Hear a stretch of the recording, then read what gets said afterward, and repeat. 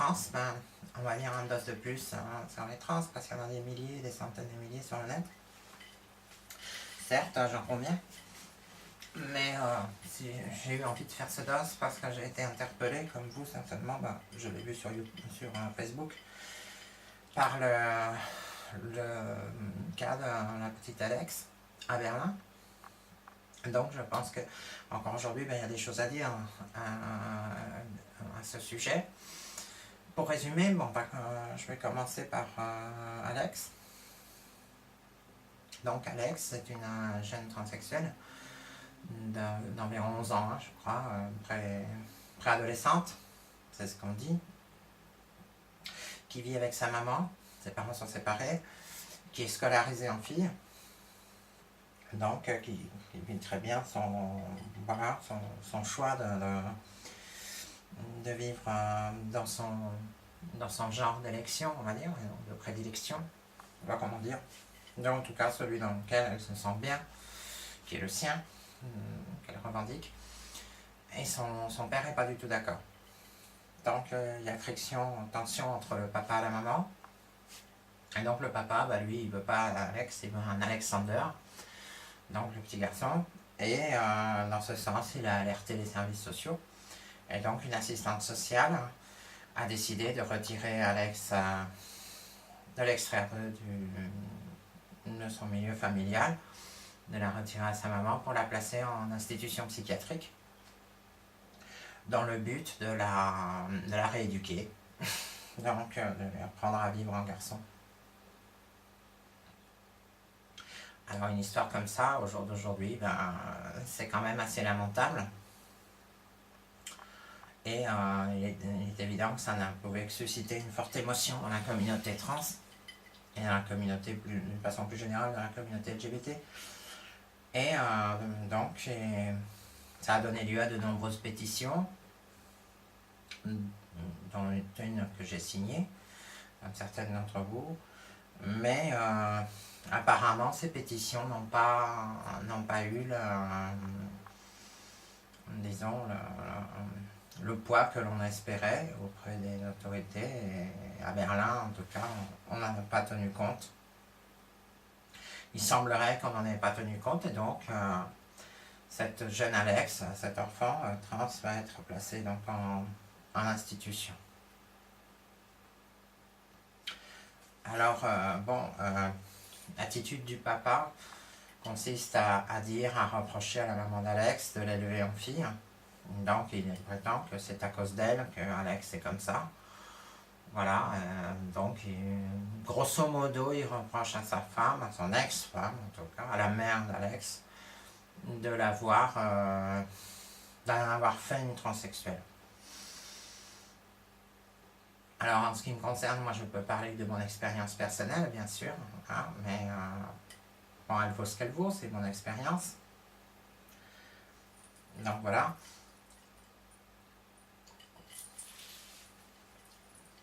Alors, il se trouve, malheureusement pour ce monsieur, qu'on ne fabrique pas des transsexuels, ce serait trop simple. Ça, c'est revenir au temps où on pensait que les enfants étaient programmables comme des ordinateurs, comme des PC, donc il suffisait de leur apprendre à réagir positivement, négativement dans certaines situations, quitte pour cela utiliser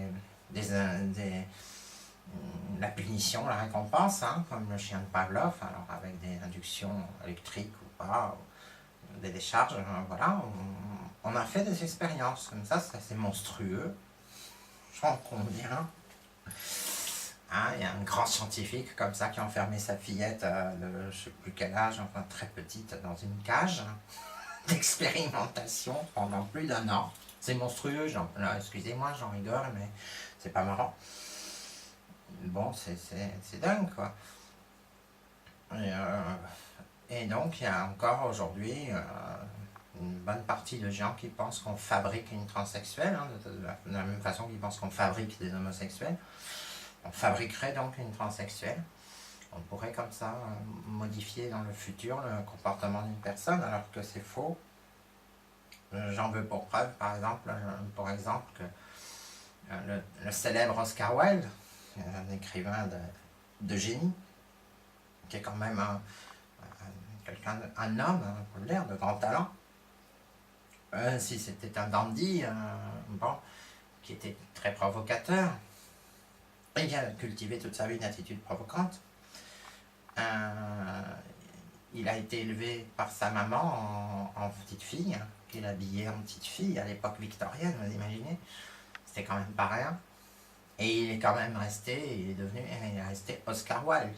Voilà, il n'a pas cherché par la suite à continuer à vivre dans ce délire, si tant est que ce soit un délire, qu'on lui aurait insufflé en bas âge ou durant l'adolescence. Alors à l'époque d'Oscar Wilde, il était tout à fait possible, et heureusement presque, je dirais, pour les transgenres ou pour les transsexuels, d'avoir un semblant, on va dire, de vie, plus ou moins privée dans leur genre d'élection. Donc les trans avaient la possibilité de pouvoir faire des rencontres dans des clubs, en très particulier habillés en femmes. Hein. Ça s'appelait des Molly Clubs. C'était, disons, toléré par le pouvoir en place. Non, mais Oscar Wilde va passer ses soirées, que je sache, en femme dans les Molly Clubs. Voilà. Donc, il y a déjà ça. Ensuite, si le papa d'Alex pense que, c'est ce qu'il pense apparemment, que le fait d'être une femme ou de se féminiser, ça détruit le QI, je pense, sans vouloir le vexer, qu'Oscar Wilde en avait un supérieur au sien. Ça me paraît évident. Ensuite, en moi, en ce qui me concerne, dans ma petite enfance, dans ma prime enfance, les premières années de ma vie, même, bon, je les ai passées loin de ma maman, c'est comme ça s'est trouvé comme ça. J'étais chez ma grand-mère, mais après, il s'est trouvé effectivement que, bon, ma maman, elle avait tendance, elle aussi, à me considérer comme une fille, s'adresser à moi comme à une fille. Elle voulait me féminiser, elle était toujours prête à tenter des expériences comme me vernir les ongles, faire des trucs comme ça pour jouer. Bon, c'était pour jouer, mais bon. Laisser porter ses colliers à la maison, les boucles clips, tout ça, j'ai fait tout ça. Quant à sa maman, ma grand-mère, alors elle y allait carrément. Bon, c'est les cheveux, j'avais de très beaux cheveux. Bon, c'est les cheveux avec la brosse, des coiffures incroyables, un truc très fille. Voilà, puis elle était très contente comme ça. Et d'ailleurs, elle n'hésitait pas à me poser franchement la question, même jusqu'à l'âge de 9-10 ans, de savoir si j'aurais bien voulu être une fille. C'était tellement mieux. J'aurais pas. Voilà. Ce à quoi, au risque de décevoir le papa d'Alex, je répondais non.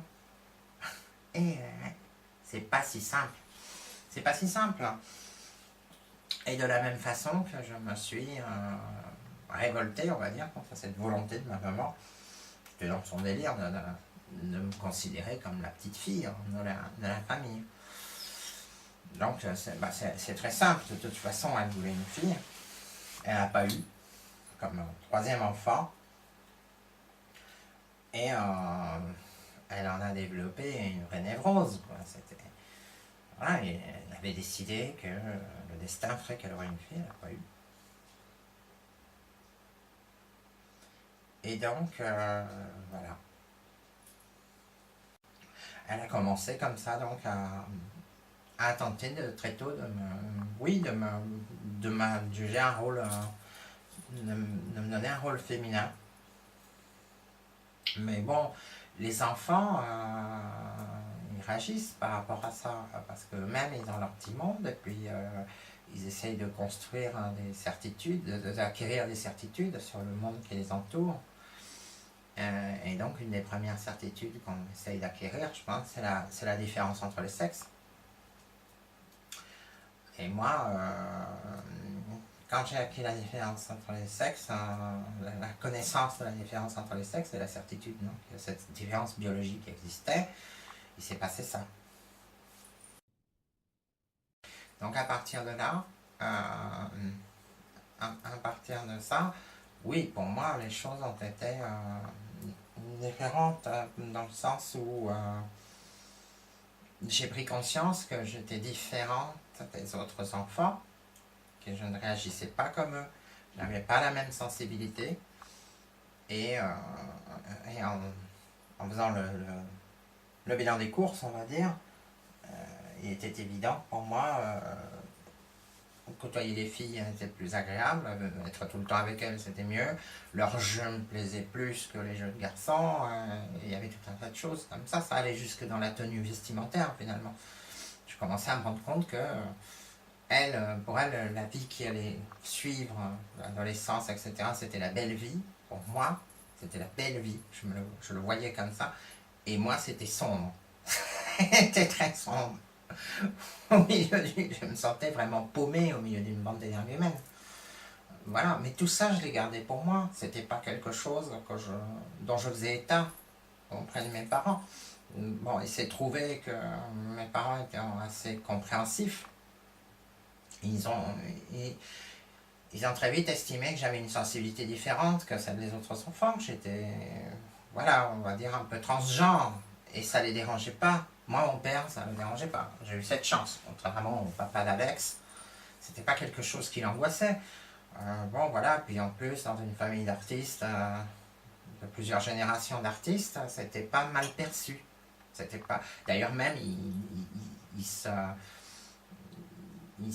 comment dire, il se défendait d'être un défenseur oui, voilà, des valeurs de la virilité bon marché, quoi.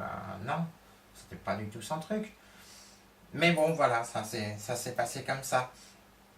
Et donc, même si bon, voilà, j'ai été en but à tout ça, ça me plaisait pas parce que mon identité, j'avais besoin de la connaître, de la sonder moi-même. Moi, j'avais pas besoin que ma mère décide si j'ai été une fille ou un garçon. Et donc, ça, je ne l'ai pas forcément bien vécu quand elle s'est prise à son délire. Bon, j'avais l'impression qu'elle pouvait commander aussi aux éléments, décider s'il faisait beau, s'il faisait mauvais, s'il allait pleuvoir, si on allait avoir du beau temps, du soleil pour le week-end. Bon, voilà, c'est besoin de toute puissance sur la personne, ça peut être très mal ressenti par un enfant. Et là, je pense que c'est là où le père d'Alex se plante. C'est beaucoup plus compliqué. Le trouble de l'identité de genre, c'est pas si simple.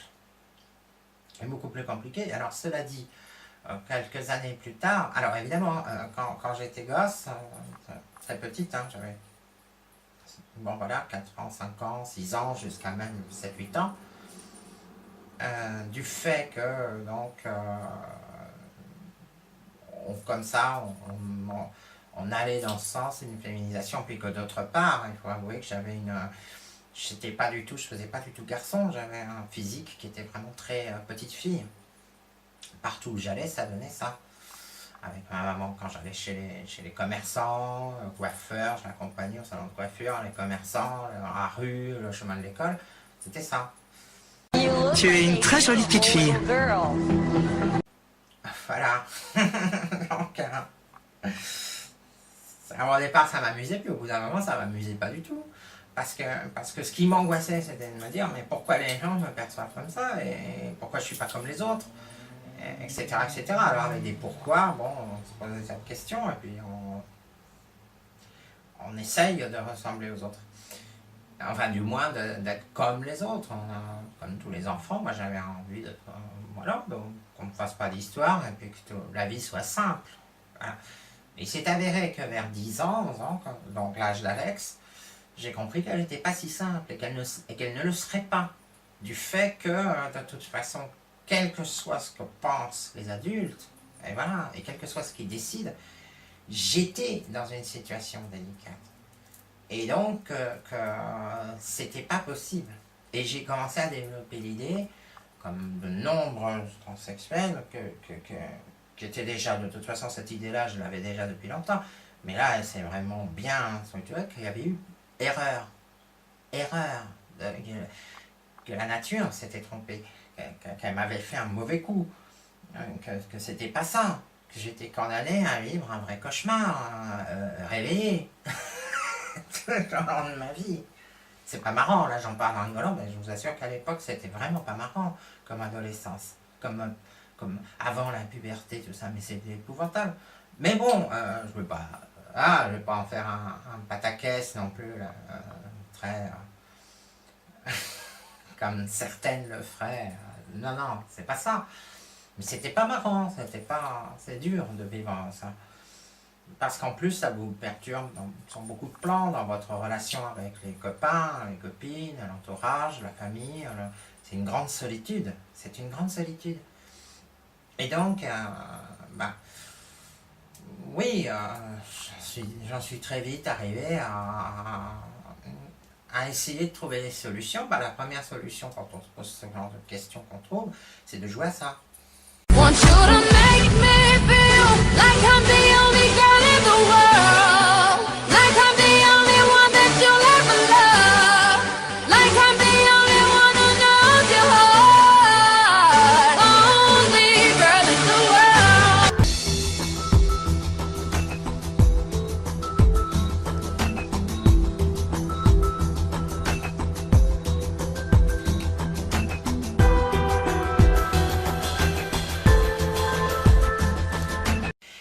qui est vite devenu mon jeu préféré.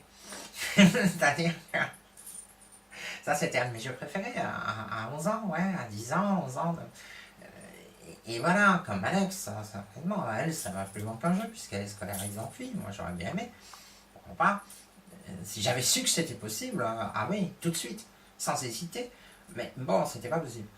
Et en tout cas, à l'époque, c'était pas d'actualité. Et malgré tout, bon, je jouais à ça parce que et en plus, il fallait pas se faire choper. Alors, j'avais le goût du risque. Il y avait un côté adrénaline qui me plaisait pas mal, ouais. Et que par la suite, j'ai abandonné plus tard, donc en grandissant, parce que ça ne m'apportait pas non plus la solution. D'autre part, mon corps a changé, c'est normal. Et donc, c'était horreur, c'était pire, c'était remuer encore plus le couteau dans la plaie, c'était encore plus mettre en évidence la catastrophe totale qui m'a touché de plein fouet. Donc voilà. Donc, mais tout ça pour dire que c'est pas si simple, c'est pas parce qu'on essaye de féminiser ou de masculiniser un enfant qui va réagir positivement, qui va tout accepter, puis qui va se laisser faire, modeler, sans rien dire, non. Si ça se passe comme dans le cas d'Alex, si c'est elle qui se sent bien, et que sa mère l'accepte, est-ce que le fait que sa mère l'accepte, ça veut dire qu'elle l'encourage? Alors, ça c'est terrible, parce que ça veut dire donc être transsexuel, eh bien c'est un délire. Or, c'est pas un délire. Voilà ce qu'on en sait aujourd'hui. Ce qu'on en sait aujourd'hui, c'est que les trans ne sont pas dans un délire. Moi, je ne suis pas dans un délire. On n'est pas dans un délire. On ne se fait pas des hallucinations. On n'hallucine pas. On ne se prend pas pour une autre ou pour un autre, dans le cas des FTM. Non, je suis désolé. Parce que ça, c'est des théories qui sentent le vieux divan pourri. Il n'y a même plus de ressort de psychanalyste moins le quart. Non. Alors ça part d'un principe qui voudrait qu'on ne trahit pas la nature. Il y a une espèce de sacralisation de la nature. La nature ne trahit pas. Elle sait ce qu'elle fait. Elle fait des hommes et des femmes. Et on ne plaisante pas avec ça. Et c'est terrible. On est dans le mystique. On est dans la psy-mystique. Et il y a des gens comme ça. Moi, j'ai un frère qui est dans la psy-mystique. Et dans cette espèce de scientifisme, j'ai eu aussi autrefois, par exemple, mon oncle. Moi, j'ai découvert, j'ai mis des mots sur le syndrome, les symptômes qui l'accompagnaient assez tôt. Bon, j'avais 12 ans, je me souviens, 12 ans, 13 ans. 12 ans, je crois, en lisant un magazine idiot, bien sûr, avec mes copains. Comme quoi ça sert d'avoir des copains et de lire des magazines idiots entre garçons, qui s'appelle Playboy. Donc c'est un magazine idiot de tous les branleurs de la Terre de l'époque. Aujourd'hui, il y a plus hard, je pense, et puis plus con encore. À l'époque, on avait ça. Alors, j'ai trouvé dans ce morceau d'Amérique qui est illustré, qui est Playboy, une interview intégrale, très bien faite en plus, d'une célèbre trans de l'époque qui était Wendy Carlos, qui est celle la dame qui a composé et a enregistré de nombreuses musiques de films de Stanley Kubrick, dont celle de Orange Mécanique ou celle de Shining. Donc voilà.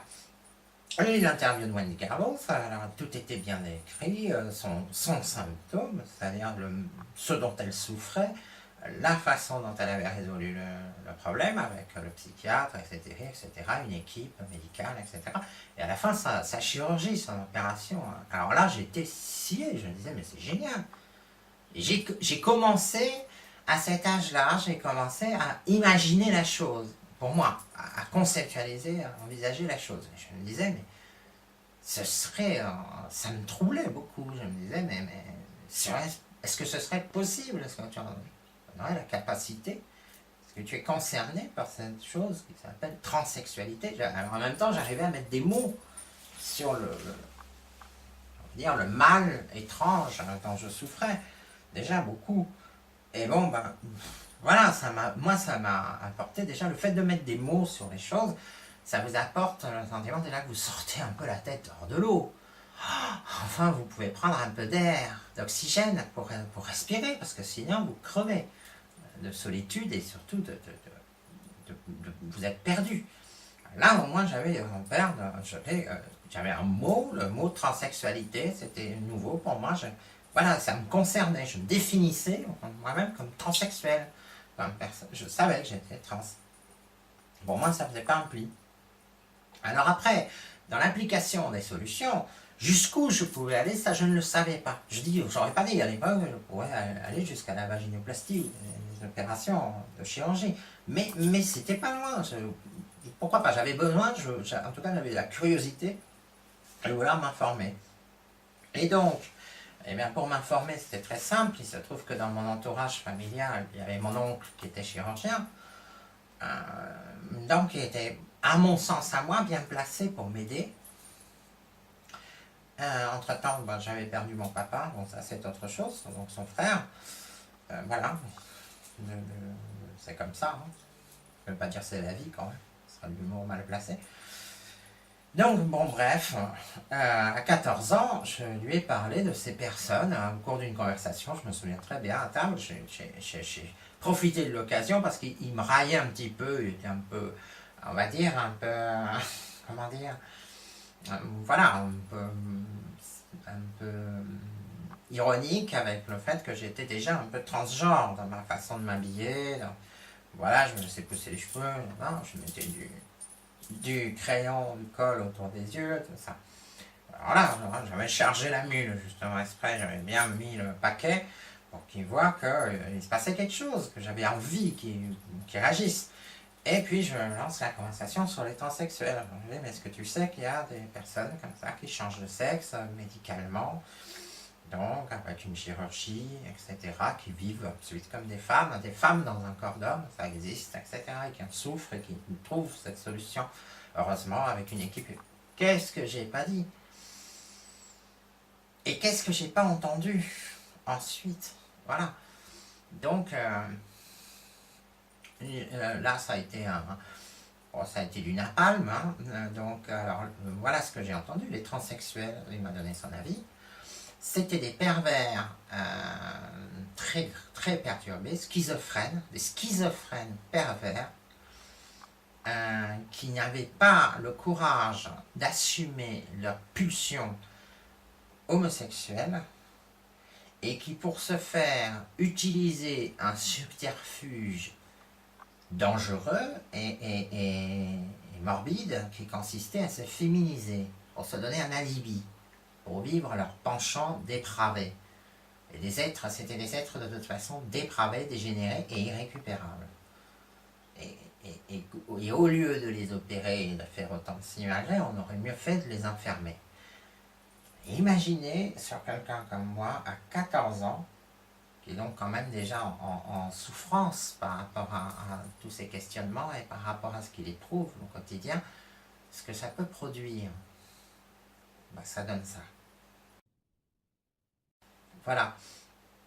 Donc, qu'est-ce qui se passe dans ces cas-là? Eh bien, on se replie sur soi, on se ferme,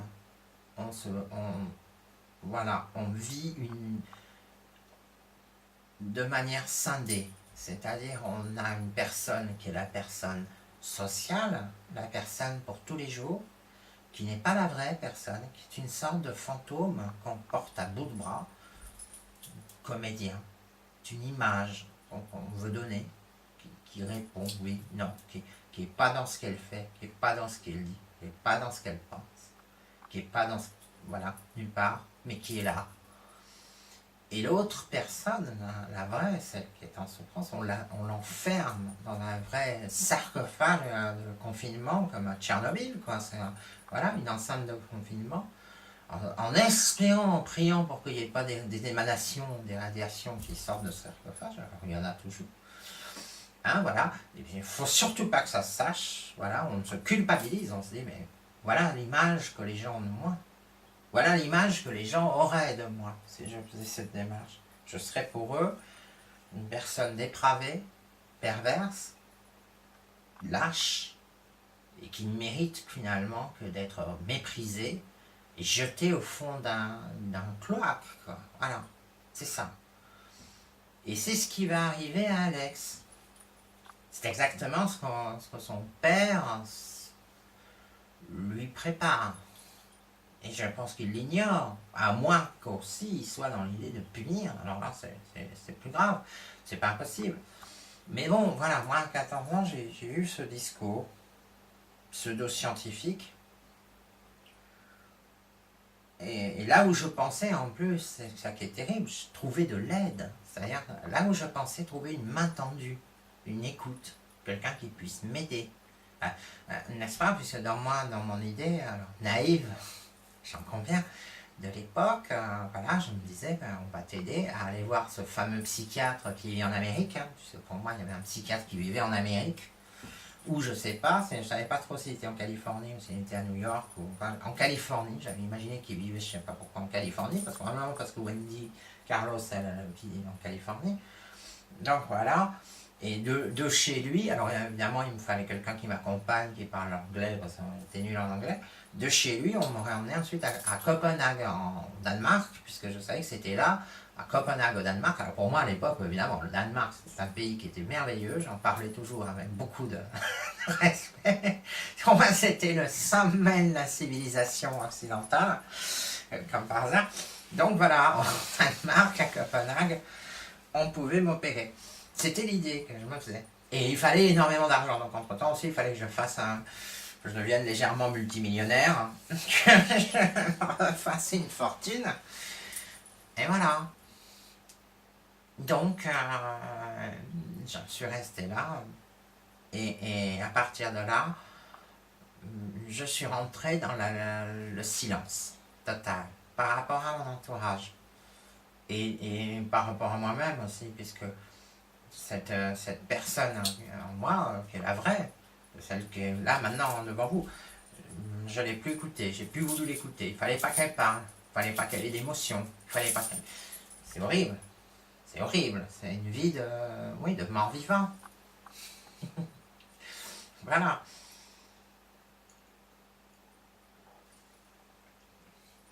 Alors dans cette idée de rééducation, psy, hein, on va rééduquer la personne. C'est totalement absurde. On trouve l'idée, voilà, qu'on peut programmer les gens, et d'ailleurs, il y en a qui y croient. Hein, mon frère est psychologue, voilà, encore quelqu'un dans l'entourage, sur qui j'aurais pu, en principe, compter. C'est pas le cas, je ne vous le cache pas. Donc il est psychologue, il s'occupe d'orientation pour des jeunes en difficulté, problème d'orientation. Il est respecté dans son travail, c'est quelqu'un je pense, de compétent là-dessus. Mais en ce qui concerne la transsexualité, il n'a jamais rien capté. Alors j'ai essayé, lui aussi, j'ai essayé de lui tendre la perche, il y a des années en arrière, d'engager un peu la conversation, d'amorcer le sujet. À chaque fois, c'était une catastrophe. Le même discours, donc des gens paumés, à côté de leur pompe, qui sont dans un délire, hein, c'est des gens qui délirent, voilà, qui se prennent pour d'autres, qui ne le sont pas, et avec ensuite la justification mystico-scientifique, qui fait qu'on ne transforme pas la nature. On ne fait pas d'un homme une femme, et vice-versa, c'est pas possible. Et évidemment, les chirurgiens qui font ça, ou les médecins, sont des charlatans. Des types en quête de notoriété facile, qui sont plus dans le monde de la science-fiction que de la vraie médecine. Voilà, donc, bon, là aussi, je savais que j'aurais pas beaucoup d'écoute, mais alors, quand j'ai commencé ma transition, ça a été vraiment le coup de tonnerre. Alors là, le monde a été bouleversé. Et donc, j'ai même eu droit à ces interventions, ce qui est quand même très déplacé, parce que moi, je n'ai pas l'âge d'Alex, je suis pas mineur, j'ai pas 11 ans. Hein, bon, c'est loin pour moi tout ça. Donc, j'ai eu droit à ça, à son intervention auprès du psy qui me suit pour ma transition, donc c'est toujours très agréable. Hein. Donc évidemment, il s'est targué d'être psychologue, etc., d'avoir fait des études pour ça. Mais bon, ça a été un dialogue de sourds, de toute façon. Et ce qu'il a, évidemment, alors il n'est pas très technicien, la technologie, lui, c'est pas trop son truc. Donc évidemment, il a oublié le fait que, bon, bah, dans le cabinet d'un praticien ou dans son bureau, il y a un téléphone, effectivement, avec une touche alto. Hein, donc moi, j'ai évidemment profité de toute la conversation, mais ça a été terrible, ça a été un déluge de propos absolument horribles, quoi. Donc voilà, j'étais un être dépravé, en délire, très dangereux, alors, tout y est passé, drogue, alcool, c'était prostitution, il n'a pas osé, parce que non, ça non, mais ça aurait pu, c'était pas loin, quoi. Il y a eu des... Bon. Mais c'était dingue, quoi. Et à la fin, voilà ce qu'il proposait comme traitement pour moi.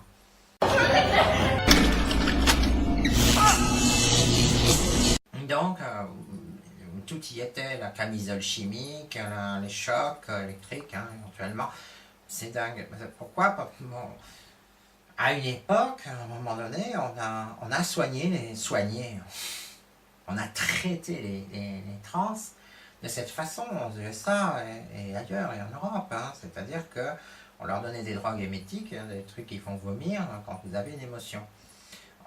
Alors on les ensuquait, on les mettait légumes avec d'autres trucs, et puis on leur mettait leur injectait ces drogues qui font vomir, et on leur diffusait des films avec des travestis, etc. pour leur dire, vous voyez, c'est pas bien ce que vous faites. C'est très mal ce que vous faites. Alors là, bon, évidemment, c'est complètement traumatisé. Il y a eu des tas de suicides comme ça. Il y a eu des tas de transsexuels qui se sont supprimés après ces traitements vraiment hors du commun. Alors, donc, la médecine, c'est pas fait pour que les gens se suicident. C'est fait pour les aider à vivre, et à vivre bien. Donc, c'est une catastrophe. Et puis bon, on a arrêté quand même.